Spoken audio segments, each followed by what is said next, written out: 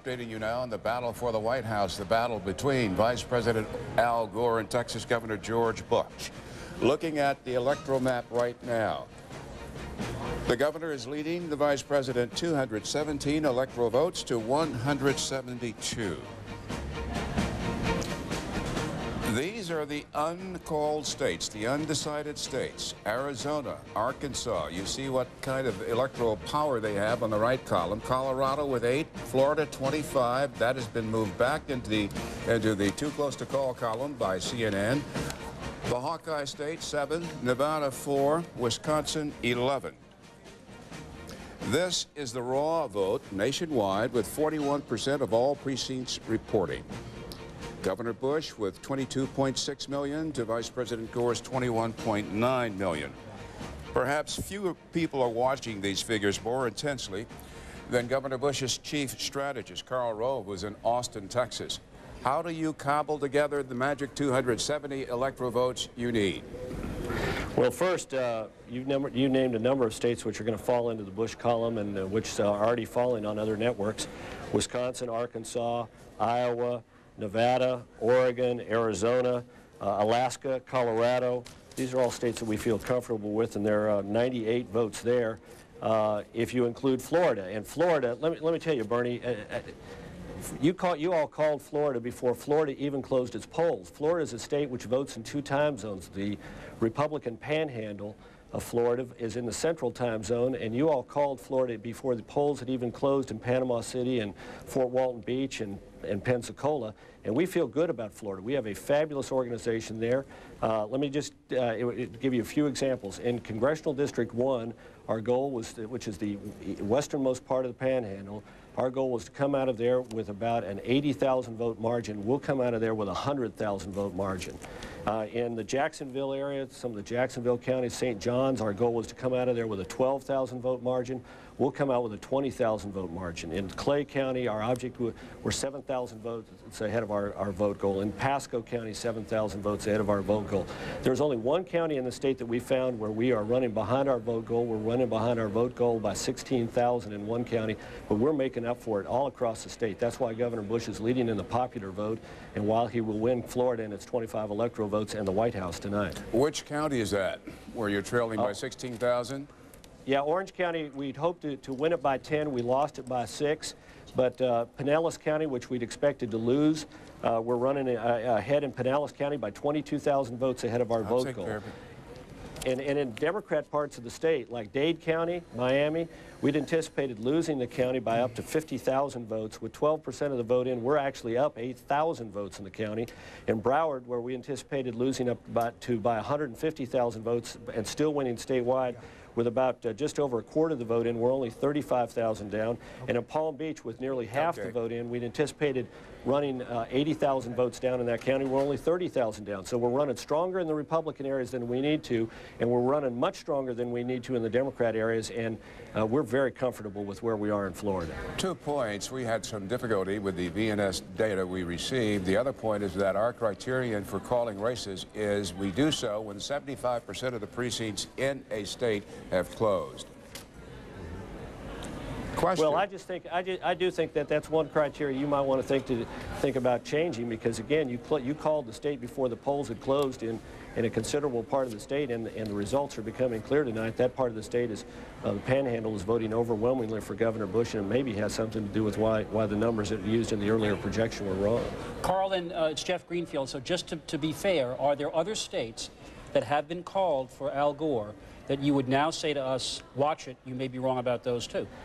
Well, I think one of them may be New Mexico, but we'll watch and see. I just think this whole issue of calling states on the basis of exit polling is something that needs to be taken another serious look at, just like the whole issue of running all these polls in the midst of the campaign. But back to the main issue at hand, Governor Bush, with 217 electoral votes, has an easier path to 270 tonight than does Al Gore. We have a bunch of states in the West that Governor Bush is expected to win and will win, and what's left out in the Midwest, we feel very comfortable. We're going to take Wisconsin and Iowa for certain, and Arkansas as well. And notwithstanding the fact that you have California, Hawaii, Oregon, Washington still to be called. Well, we're going to take a couple. we're going to take a couple of those states. All we need under your calculation is 58 electoral votes. Florida provides half of them with 25.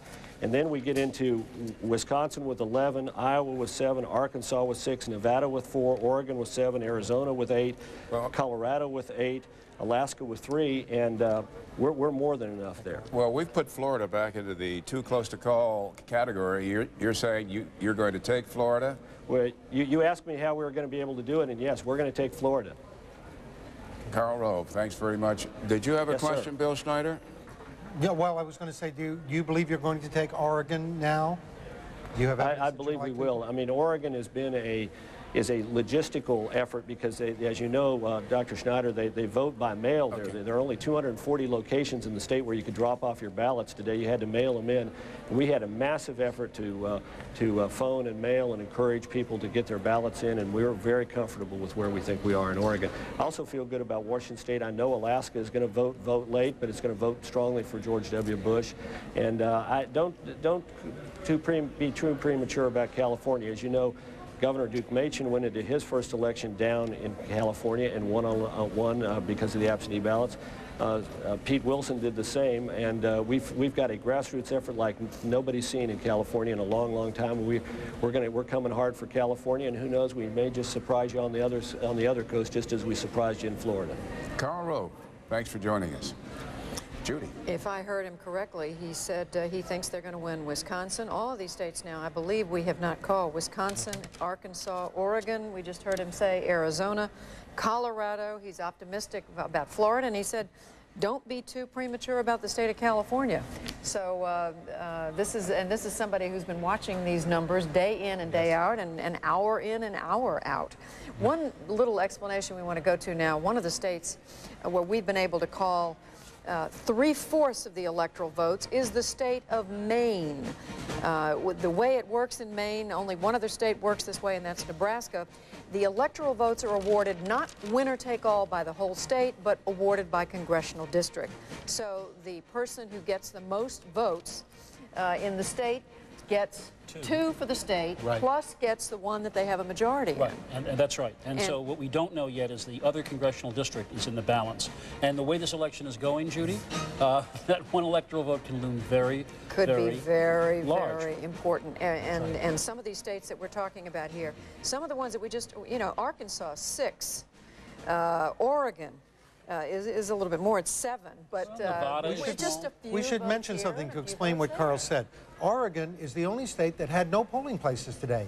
The Oregon election was conducted entirely by mail. Now, what Karl Rove just told us was that they had a very concerted, organized effort in Oregon to get the vote out from the Bush supporters, and that's why they believe they're going to win that state. I think maybe with a little help from Ralph Nader's voters.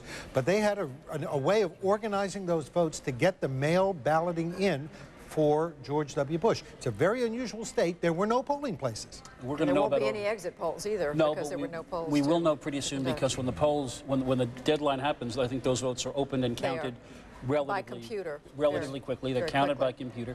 But here we are. And they do it faster in Oregon than they do in Washington. Yes. Gentlemen, we need to get over to the Balance of Power desk to hear some about those very important non-presidential races. Wolf. Judy, let's take a look, first of all, what's happening in the U.S. Senate. As you know, the Republicans had a 54-46 majority. Right now, this is what it looks like. 35 Republican holdovers, 31 Democratic holdovers, 14 Republican wins tonight, 13 Democratic wins tonight. Right now, the new total, let's take a look at what we can project. It will be 49 Republicans in the U.S. Senate as of right now, 44 Democrats, 7 of those Senate seats still undecided.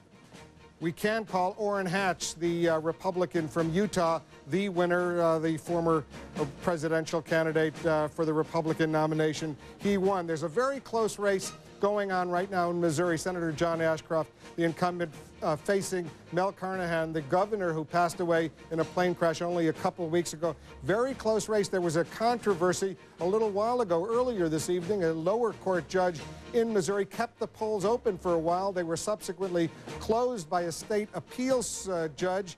But the incumbent Republican, Kit Bond, speaking out in Missouri earlier, lamented that decision to keep the polls open a bit longer. Listen to this. So the Democratic Party in the city of St. Louis wants to perpetrate the biggest fraud on the voters of this state and on this nation that we've ever seen. I believe that criminal vote fraud should be prosecuted by the federal government.